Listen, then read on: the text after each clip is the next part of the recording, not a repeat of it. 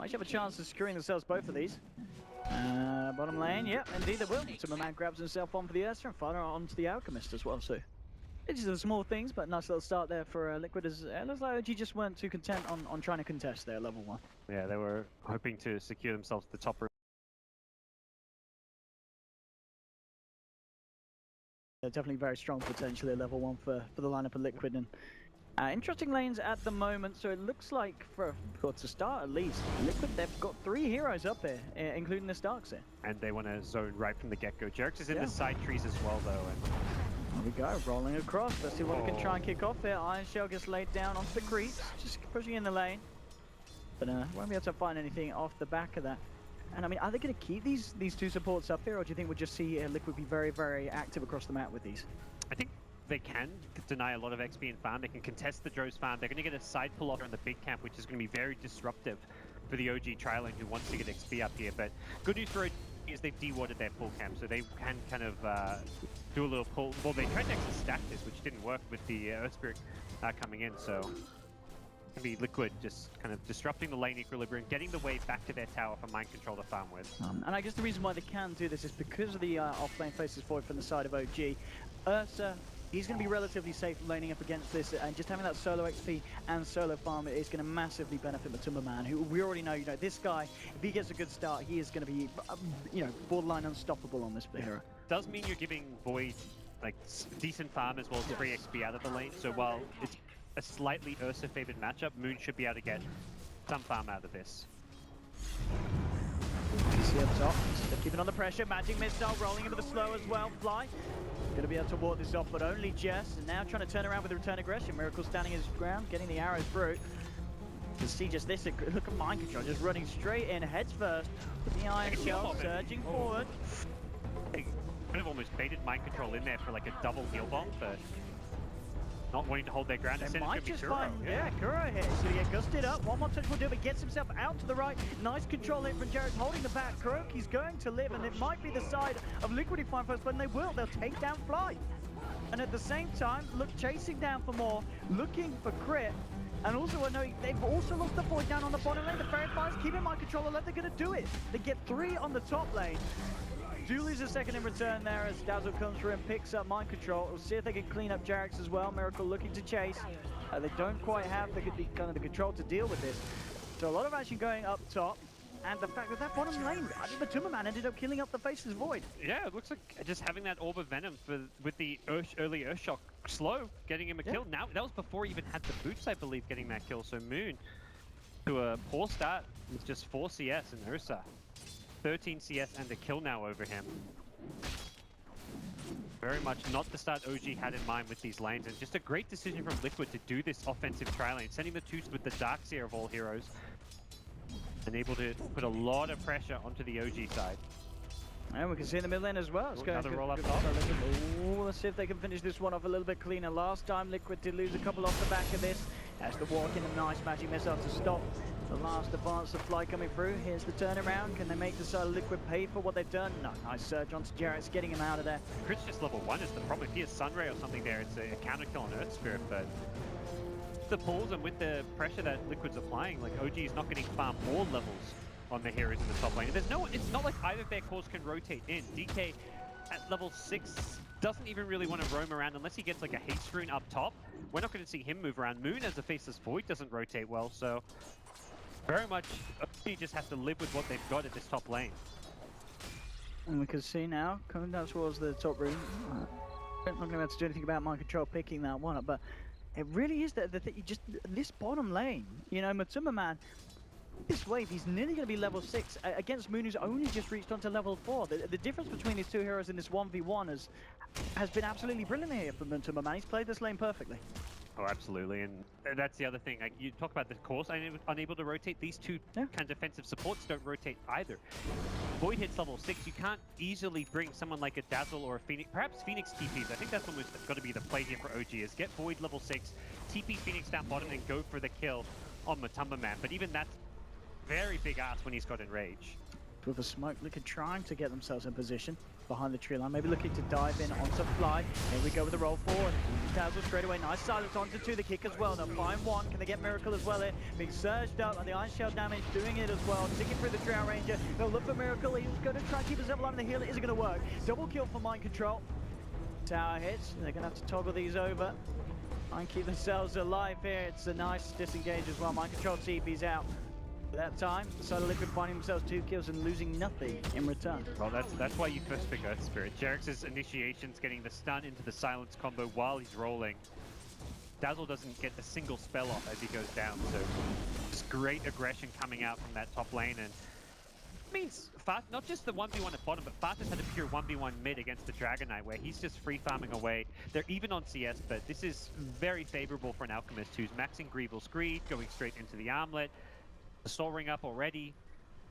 Just getting all the farm in the world that he needs. Didn't even commit to the bottle, which is kind of 600 health save. Coming in very deep, and the control's going to be there underneath the tower. No-Tail coming far too close for his own good, and Liquid punish it. And Jerax getting the 2 hero silence off. Not just silencing the Dragon Knight, preventing any stuns, but silencing a Fly as well, who was sitting behind, looking to grave the Dragon Knight there to save him.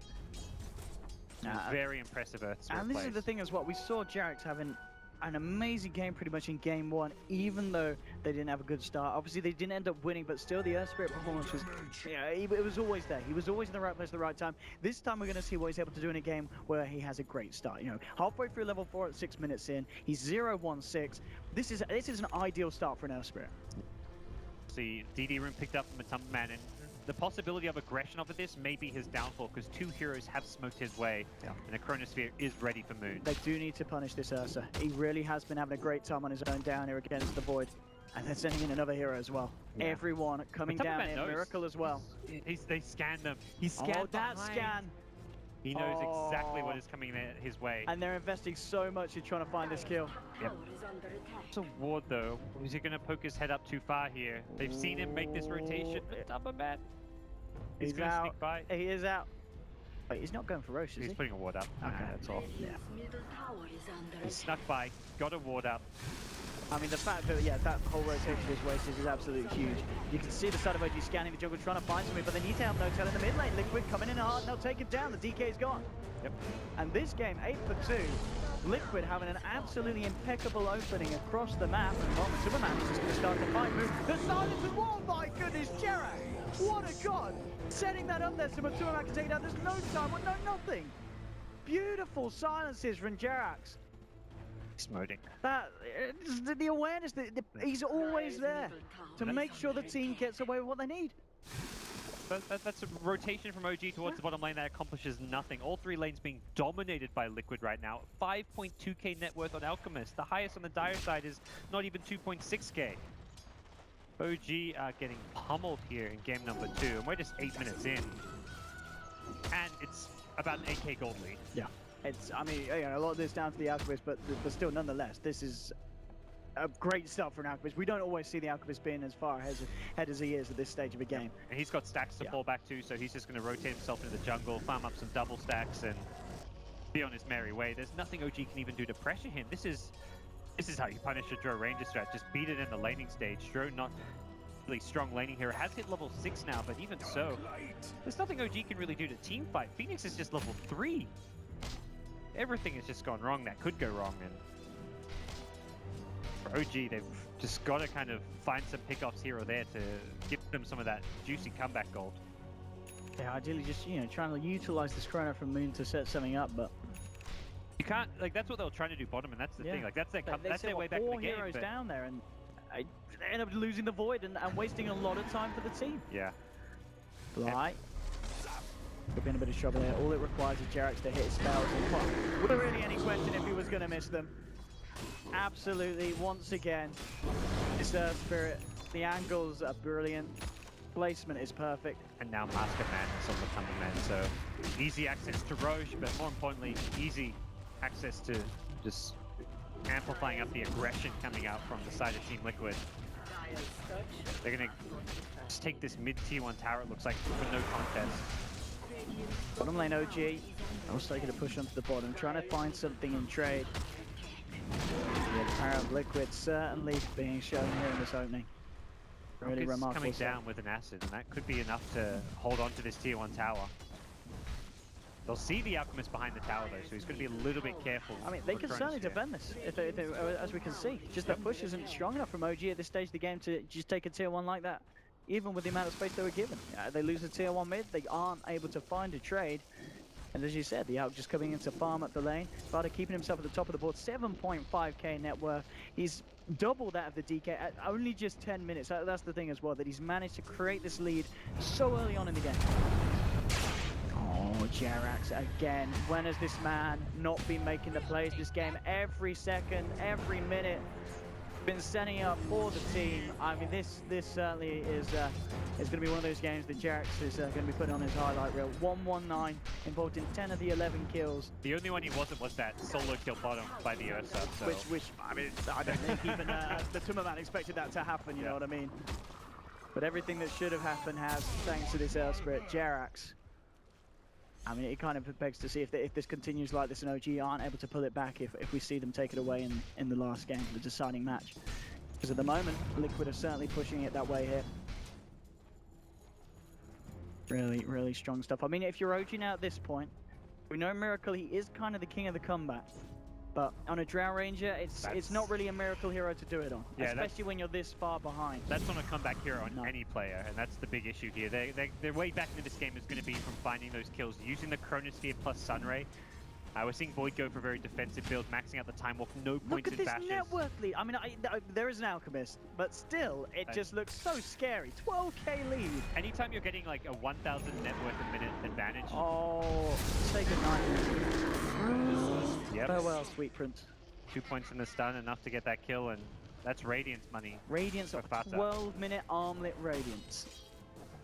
Forget the Sovereign, but I mean, how do they stop this Alchemist? I don't think they can. I think they have to prioritize getting kills on other heroes and just accept the fact that this Alchemist is going to power farm and be a huge nuisance later on. Because you have got percent-based damage coming out of the Sunray, you've got the Chronosphere, so for OG, it's find pickoffs wherever we can on like viable. Like this Darkseer spending a lot of time up top. Going for kill on Darkseer, while not the biggest kill to get, is better than nothing. And then we're going to get in this scenario where OG's back the same would come from the high ground defense. Yeah, they've still got tier 1 and tier 2 towers up, but they're so far behind on farm. There's going to be an Aegis on the Ursa most likely because it's an Ursa, he takes road with ease. OG is going to be all about the high ground defense this game at some point. And even No-Tail, he's picked up a Gloves of Haste. I guess he's not going Mighty Hamlet build. He's just incredibly poor. Everyone on this dire side just has no farm whatsoever to work with. Yeah, I think just really looking at Jerax, I mean, his activity has caused him to be at a stage of the game where he's only a few hundred goals behind Miracle and No-Tail. No-Tail finds Mind Control, but there's zero follow-up for this, and TP already coming from Fata's Alchemist. See what Liquid can set up here. They're ready to go crit. Oh dear, oh dear, oh dear. There's a Chronosphere buying some time here for the Phoenix. He'll get the Supernova out, maybe OG. Kuroky swapping Matumba away. Kuroky with his life. Does manage save the Ursa there though. Yeah, very wise from Kuroky. Registers. Oh, here we go. Miracle. He is having a great time here. He really. Liquid's beating down hard up the side into the man. Back to the sideline. They'll lose that and try and box though. Moving forward. What be able to try stand can get himself. Jerax a mind job, but maybe it could be Liquid by two. They're gonna this one. They may lose as well. They'll roll himself out, but he should tick down 8 HP. So Liquid maybe just getting a little bit overzealous there, feeling a little bit confident, and OG are quick to shut them down there. Yeah, I mean those picks, like the flying back in OG, they need a lot more where that came from. Alchemist, who is just farming out of control for them to deal with later on, but kills will start to add up if OG can find a few more. Gonna be going for the minuses again on the Phoenix. Wouldn't be surprised to see.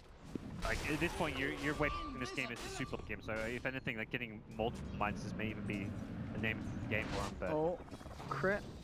I hope you enjoyed that, Samurai, because it's gonna be last. I mean, just the money that Farta's getting as Alchemist. This is the thing. Well, he's been farming absolutely ridiculously, and he's also been finding the kills. He's what 302 on an Alchemist at 14 minutes in.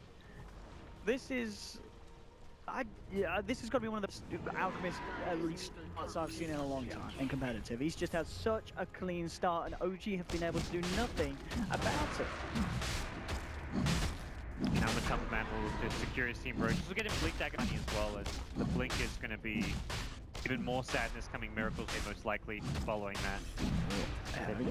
They're going to try and find Team with the weave. Oh, silence for Jarax. Onto the sidelines with some man. Looking to find a jump, and they're going to need to do it soon. A couple more swipes, and that will be gone. Trying to fight for the second move. Comes in, oh, can he steal it? Move, no! It's going to go down to the radiant. It just is on the floor, but no, still Urs is able to grab it.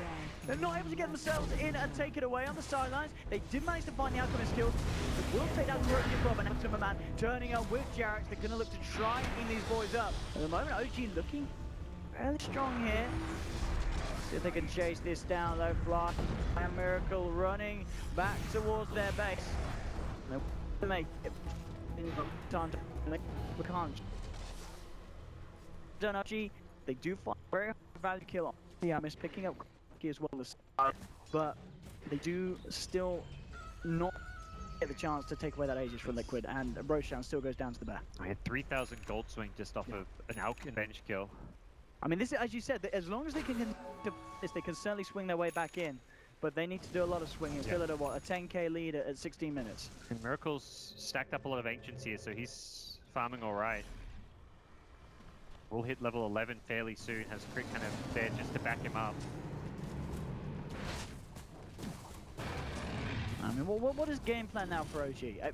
Are you just waiting for Liquid to come to you? I mean, can they do anything themselves in terms of aggressive? Do they just fight around kind of Moon's Chronospheres? Fight around pick-offs, look for hero to farming by themselves. Like a hero like Alchemist is...